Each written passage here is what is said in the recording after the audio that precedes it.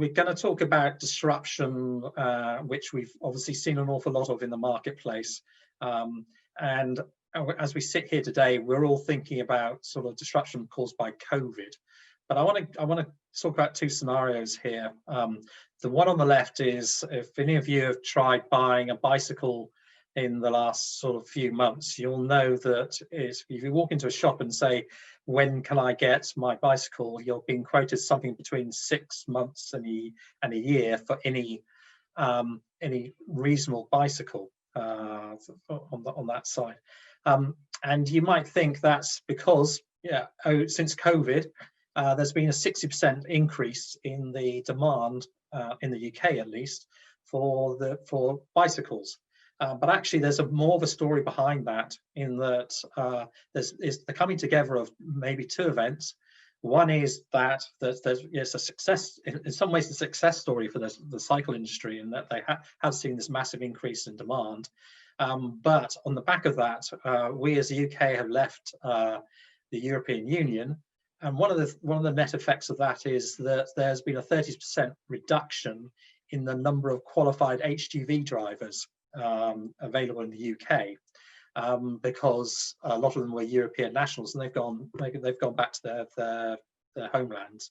And what we're finding, and what the cycle industry is finding, is they have got their parts sat in docks around the UK and Europe, unable to get those shipped to their assembly centres in the UK. And because of that, that is having a knock-on effect as to what people are able to, what the manufacturers are able to supply to the distributors, and vice versa, what distributors are able to supply to their retailers. And that's an example of a number of events coming together from that. So that's scenario one, where it's success that's actually disrupting the marketplace more than anything else. But an unforeseen event as part of that success has caused the real disruption. The second one is a sort of scenario that I've been dealing with recently, where we have the European distribution arm of a worldwide manufacturing IT operation, and because of COVID, in this case, they've got 7 or 8 manufacturing plants based out in Asia, and the one in Malaysia has been sort of knocked out for 6 to 8 weeks. Now, they can get supply from their Chinese operations and their Chinese businesses, but the cost of supply from China is much higher than it is from Europe. The net result is that they're only seeing about 20% of the supply that they would expect coming into the UK to meet their demand.